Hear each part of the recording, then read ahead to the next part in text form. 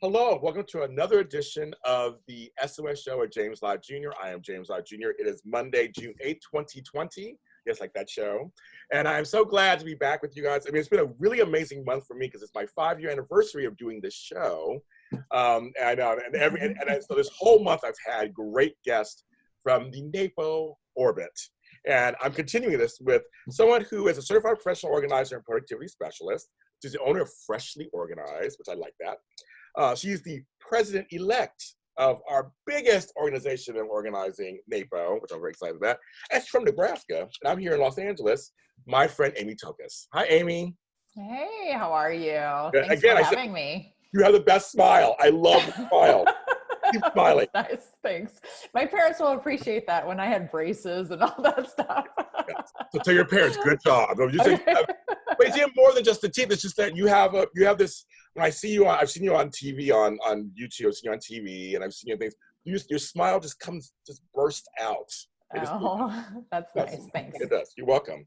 First of all, let's ask everybody, how are you doing? How's it in Nebraska? How's it in Omaha? What's going on there?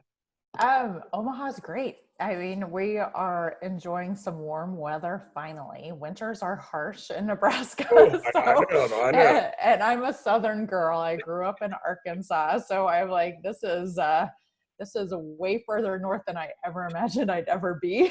So I'm happy summer's here. Yes, I'm sure. Do you guys get humidity there? I can't remember. Is it just dry? We do. Yes, we do. Yeah, but I'll take it. You'll take it. You'll take the hot over the cold. I don't blame you. I tell people all the time, when I used to live in Pittsburgh, and I go, when I have to de-ice my steps so I can leave my house, there's something wrong. I'm from LA. Or when it's sunny outside, you know this, when it's sunny outside and beautiful, but it's 5 degrees and there's snow on the ground. Oh, right. Yes. My brain was like, it doesn't compute. Like, what's going on? Yeah. Or when the snow first falls, it's so beautiful, and you're watching outside your window, and just comes down. The next morning, where's my car? Where's my car? There's somewhere. Right. There's the top of it. I got to shovel snow. I can go somewhere. Make sure they salt the. It's a strange thing. Yeah. Yes. Very strange. Yes. That's great. And so now for you, how have you adjusted your business? Because that's a big concern for everybody now, especially organizing with personal services. How's it been for you? Yeah, we have had to adjust. I have some employees, and so I really, we had to scale back. People didn't want to meet. We never did a complete shutdown in Nebraska, but I will say, they recommended people stay home. They recommended the social distancing, all that stuff. So just people in Nebraska, we kind of follow the rules mostly. And so it wasn't a stay in place, but we have not had clients for the last few months, which has been good. I'd rather everybody be safe and healthy. And we've had to adjust our procedures. So it's been a lot of discussions with my team of, okay, what are you guys comfortable with? When are we going to be ready? When do we think our clients are going to be ready? And we need to be keeping in touch with them. And I had a couple of clients that I've worked with just because one of them had a move in April. And so, it was a move we had been planning for 8 months. Yeah, I know. And it was a little like, what do we do? And I was like, I can't be on site the whole time. So anyway, lots of adjusting, lots of regrouping, lots of innovating and thinking outside the box, which is all, it's good stuff. It's good to challenge us, I think. Keep us on our toes. Completely agree. You said something that I completely recommend for anybody out there. Oh, somebody walk by. One of my children. It's real life, folks. It's real life. Real life. We're living. I told you I had to find a little corner to have my. That's hilarious. Sorry. I love it. I love it. It's home. No, but you said something that's very important. I think any entrepreneur who has clients should remember this: staying in touch with your clients. I made it a point to about every week and a half do the list. Call each one. How are you doing? How's it going? Right. If they had any challenges for organizing that I could help them with over the phone, or through a Skype or something, I said, let's do it, you know. Or some of them were like, we just want you here. I'm like, I know. Right. Yes. But I like that you Yeah. said that. It's like keeping in touch with your clients is also keeping those relationships going during this kind of difficult time. Yes. Yeah. And, you know, you develop relationships with your clients. You're in their spaces. They're telling you stories, and it's hard to leave them and not be around them all the time. My client who moved, I just did a follow-up. You know, she's been in her house for a month, and just the other day I did a follow-up, and I was like, I miss like talking to you and seeing what you figured out. And, you know, because we had brainstormed all these solutions, and then I just kind of had to scoot away, and she was on her own, which was okay, because, you know, that's part of my job, is to transfer skills. And I was actually excited to see her do it on her own and realize that she does have a lot more skills than she did when we first met. So it's actually, there's been a little bit of good, and it's been challenging, but also good. Yeah, I had a client the other day I talked to. She said, you know, the heavy lifting will be waiting for you when you come back. Right. But I did go through a couple of things. She was telling me, I was like, it's good. I said, good. I said, a little bit. I said, you know, my thing is small steps equal large rewards. So I'm like, just go ahead and like do that. And that's how you get started. And I'm going to lead into this really quick, and that's my thanks and gratitude. I always give thanks and believe in living in gratitude, because I know it's challenging times. Again, I'm going to give thanks and gratitude to all the essential workers out there who are on the front lines, who have to go to work. That's from medical supply places to the nurses and doctors, to the CNAs and CMAs, to the orderlies, to anybody who's working with people who they might come in contact with the virus or not, to those who are out there, to all the post people, all people who are postal workers, to all the folks working in grocery stores, everything. I see you, I feel you. I'm able to stay home with my compromised immune system, so I don't have to go out, and you guys are doing your job. And I also want to give thanks and gratitude to all the delivery people, to people like Postmates and DoorDash and Grubhub, who have given me my Instacart, who have given me my food so I can stay home the last 60-something days. I just want to make sure I get that out to you guys. I see it. And all the organizers who are doing work, who have to do moves that were scheduled, and there are things they have to do, and that they're finding new ways to protect themselves as they're helping their clients. So I see you also. I know the things that were planned before this happened that you kind of have to follow through with, and my heart's go out to all of you. I'll make sure I say that. Yes, nice. Business is, I always think outside the box. That's just me. I'm a crazy person. So I'm having other organizers calling me, oh, James, I tried this, or what do you think about this? I'm like, I love that. Like, try it, do it, try it. A lot more organizers are coming online now. They're doing more virtual stuff. They're doing classes. They're doing seminars, webinars. I love that they're, you know, I'm on TikTok, and I found another organizer who's on TikTok. I'm like, why not? Why not? I think, you know, out of crisis, sometimes great things are born, right, Amy? Right. I completely agree. And I'm on TikTok too, but I haven't put any videos up. I'm enjoying watching my kids create videos. It's been pretty Follow fun. me at James Lott Jr. Okay, we'll do. I have several series on there, and one's called How to Get Super Organized in Under a Minute. Nice. It's doing very well. So, so you check that out if you I will. You know, but I like the fact you said people are starting to think of different ways, and also they're streamlining their businesses, and that's a major thing too. Yes. Going, okay, maybe there are things we didn't think about before that, whether there was a virus or not, maybe should be in place, right? Right, streamlining and diversifying. I think people are starting to think of additional revenue streams of, okay, so I can't be in someone's home right now. What can I do? What, you know, is there content I can be creating to get out on social media, to put in a blog? You know, what relationships can I be developing while I'm sitting here at home trying to think, how do I do this and not be in people's spaces? Because we're really good. Typically, people who start these businesses, we're really good at working and helping people. That's what we want to do. And a lot of times we don't really focus on running the business because we just like to be in people's spaces. And so this has made us step back and say, okay, I can't be in people's spaces. How am I going to run this business different and still be successful? Which is, you know, I've enjoyed seeing the stories and hearing the stories from all my fellow NAPO members and what they're doing, because that's one of the reasons I enjoy NAPO, is because the members inspire me to be better and do better and show me different ways, which is also well, you've very good. done my job. We're going to segue into NAPO next. Are we? Did my job. Oh, there you go. See why you're president-elect. No, but that's the thing. And what I'm going to lead into is that's why I like NAPO, because I tell people this all the time. It's the camaraderie. It's the community. We're all little satellites. Just kind of, we're in our little thing. We're doing our businesses. We're solopreneurs. Whatever words you want to use, mompreneurs, whatever words you want to use. Right. We don't have that shared office experience. We're all together in one place. It happens once a year at a conference, but the rest of the year we're on our own.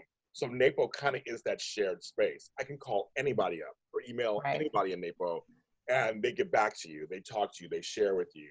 Yeah. I have so many friends in NAPO at this point. I've been part of NAPO 6 years next month. Awesome. And it's been, and I like that part of it especially. That it's like, well, I have a question. I can ask somebody, or how is somebody doing there? I can see what they're doing, and I can kind of see how they're approaching it. And so you said that, I was like, yeah, that's why I love NAPO also, just because it's kind of that, not the office feeling, but the community feeling of college. A lot of community, collaboration, inspiration, role models, you name it. I remember my first conference I went to, which was back in 2010, and I was like just happy to be going to conference, and I was just starting my business, and I was sitting next to somebody who had been in the business for a while, and the keynote was making us do what our goals were for the upcoming year, what our big goal was, and we had to share it with the person next to us. And I've shared this story with this person since then, so she knows about this. So, and she turned at me, and so in my mind, I'm thinking, I just want to have 2 clients a week. I just, I need some business. I need to be going. And she turned and looked at me and she said, I want to be hired to do a keynote and be paid $5,000. And I took a step back and I was like, oh, this can be bigger than what I am imagining. I'm like, this doesn't just have to be going into people's houses. I can be speaking. I can be writing. It just kind of was like, ooh, open my mind. Look at this. So anyway, that's what the members of NAPO have given me. Well, because I started in 2009, so 11 years ago. I didn't know what organizing could be. I read Julie Morgenstern's book. It got me started. I was all in, and I didn't realize how big it could be, until I got my radio. This show was originally on radio at first, and I got it 5 years ago. And they were like, "You should do a show on organizing." I should. A show on organizing? So combine my Hollywood stuff with my organizing world together? Like, I never even, I knew Hoarders on TV. I knew that stuff. I knew Geraldine Thomas, and I knew all these people. I mean, these people that Dorothy Organized. I knew all those people were doing that kind of, but I didn't know that I too could actually expand and be a keynote. I've been a keynote speaker. I mean, I've been. Totally. You could do blogs. You can do that. I mean, I had no idea either. I had no idea. Yeah. That's good. That's great. And NAPO is great too, because they have courses. And actually, I know, Susie, they are offering some courses for free at the moment. There's certain courses you can take for free. But there's also, of course, you can get courses done and you learn some new parts of this industry while you're at home reevaluating, your life. Right. Yes. Yeah. There's some great resources. And I'll tell you, my background's engineering. Oh, and wow. So I know well, I don't know about that, but I have a degree in engineering. I don't know how smart I am, but no, I'm just kidding. But one of the things is, when I started this, lots of education. I was working on the virtual chapter, and I was listening to people speak, and I started understanding how, with engineering, everything's very structured, and I did lean manufacturing. So everything, kind of revolved around that. And then I started understanding the brain. And so I was doing a lot of reading on, brain and what makes us do certain things. And, but I never really took NAPO courses. Like I was doing all the virtual chapter classes. And, since I joined the NAPO board, I was like, to understand all of this, I need to jump in and do some NAPO courses and understand NAPO University, because it opened my eyes on how much stuff we have out there. There's tons of classes. Tons. And I had a bit of a mind shift, because at first I was like, is this content like really good, different content? Is this going to be new for me? Or is this, because, whatever. Yeah. Whatever I was thinking. But I started going to the courses or not going, but downloading the courses and taking the courses, and really impressed. I was like, boy, this is going to raise me up another notch, because now there's a lot of technical stuff in there. There's a lot of brain-based stuff. There's just lots of good information. I'm just so impressed at how much our membership knows and how much they share through these courses, and how we can be a better industry because of it. That's what's really key. I agree. Well, now you're the president-elect. I know, and here I am. Here she is. Here I am. So, congratulations, of course. Thank you. Person. Now you're coming in at a very interesting time. Yes. That's one word I can think of right now. Just interesting. Because it's kind of interesting. It is kind of interesting. So it's an interesting time. Yeah. So first of all, how does it feel to be elected president of the biggest organization of our industry? I'm excited. I really am. The biggest, my biggest challenge is I have some pretty big shoes to fill, because we've had great leaders. I've been a part of NAPO since 2008. Okay. And really the leadership has been amazing all of these years. And I've gotten to be friends with all these people who've been involved and been on the board. And so I'm excited. I'm also a little nervous because I'm like, they are amazing people. We'll see. We'll see how this goes. You'll be fine. I hope. But you're right. That's just a good point, just in general, that we've had amazing women run our organization. Yes. Ellen Fay, on the lab, Susie Heyman, you're replacing. These are women who, and especially like Susan, especially was in the middle of an interesting time, with the conference and all that stuff. Right. And I had her on the show, of course, talked about it here on the show. That you guys are showing true leadership, and clearly you're elected, and then people know that you're going to give us some good leadership. Yeah, I will say the conversation was really hard. Like, we all knew in our heart what we needed to do. We knew our members knew we needed to do it. Everything going on, we knew it had to happen. But there was this financial piece of all of the contracts we had. So making the decision and the timing of the decision everything had to align so that we could justify it and not have to pay all. So it was interesting because we had to step out of our member box and we just need to cancel right now, and had to step back and say, if we wait until this date, then, there's not going to be as much financial ramification. So it was really a test of our patience, because we were getting a lot of feedback that we needed to cancel, I know. and also our fiscal responsibility for our association. And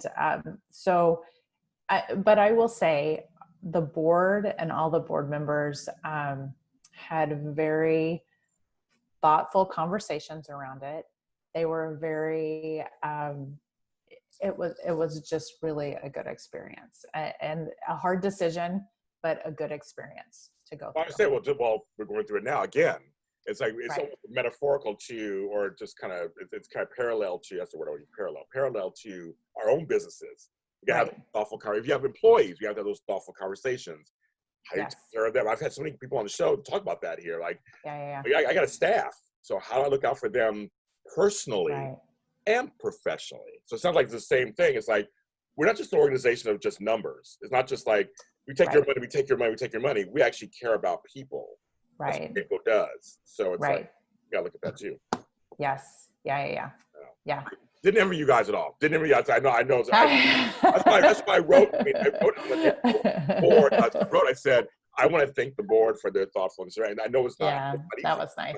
Yeah. I used to run conferences. I know how not easy. I know all the different things from contracts with hotels, and I mean to food, catering. Like there's a lot that goes into planning a conference. I did it for 10 years. Trust me, it's a lot of work. Yeah.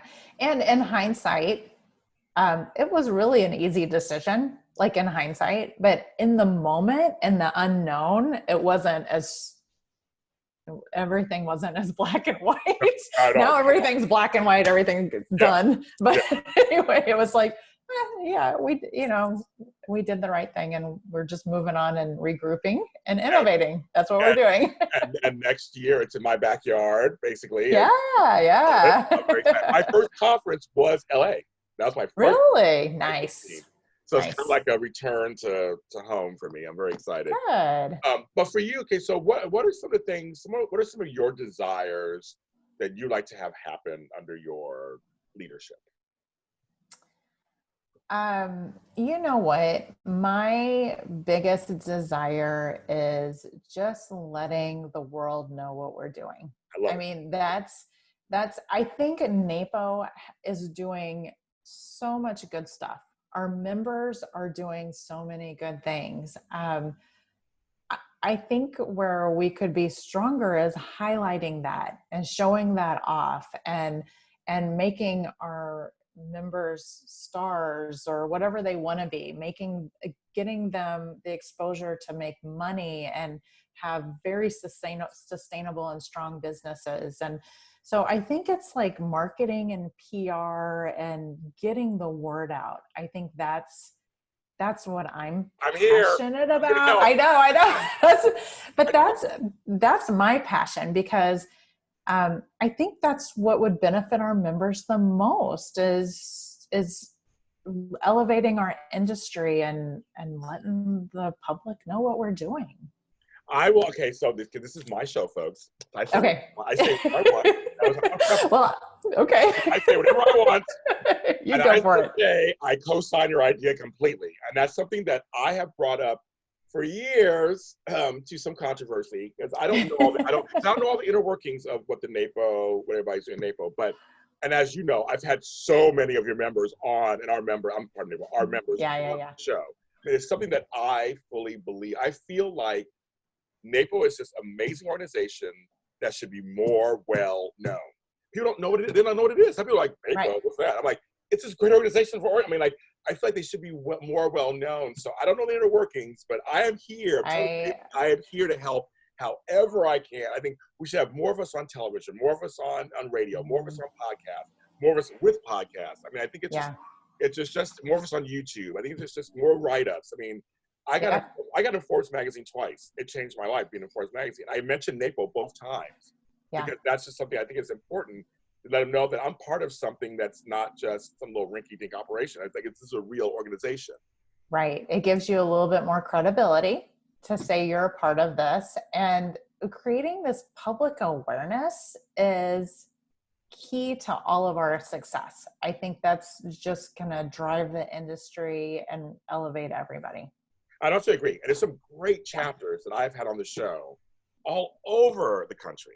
I'll just say just a few, like Chicago and New York and Texas. And I just, and I've been to several conferences. I've been keynote to several chapters in Pittsburgh, my folks in Pittsburgh. And I think there's some great chapters doing like amazing community things, like amazing things in the community. They have great partners they're working with. LA, of course, my folks in LA. I have my show too. I mean, there's some great leaders in some of these chapters. They're just like, who have innovative ideas and who are like, really reaching out there, and they're affecting positive change in the world. And so I'm always like, come on, write us do more. And I've been met with mixed results on that in the past. So I'm very, you said that it's like, well, here, I'm on your side now. I'm on your side anytime. I'm totally on your side. I mean, I just think, because in a way, I mean, and I say this all with my tongue in my cheek, that this is all just meaning that I love NAPO and I want it to be just, I mean, that's just basically what it is. Yeah. I don't want to be the only person out there. I want people out there with me. Right. And we have a lot of members just like you. And it's like, let's let everybody shine. I totally agree with that. I mean, there's no one like me personally. I know. Yes. But no, I like the way you fluffed your hair for that. It was only James Lott Jr. But no. But there is, and again, I reach out to them. I have them on my shows, and there's these amazing people who have amazing things going on. We have this vast. We're not just organizing closets. We have vast areas of organizing, boarding disorder work, family work. I mean, it's just coaching. Right. And when our clients work with us, it's transformational.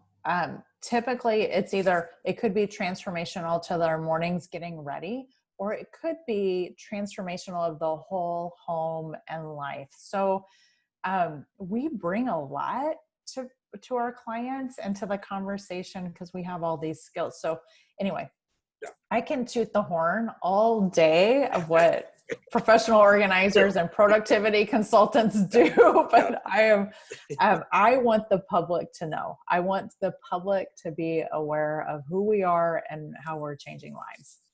Well, I'm excited. I mean, with everything, I'm very excited that you are now the president-elect, and I'm sure the board's going to be great this year. We're going to get through this. We're going to get through this. We're going to work through We're going to get through it. Yes. We're going to figure it out.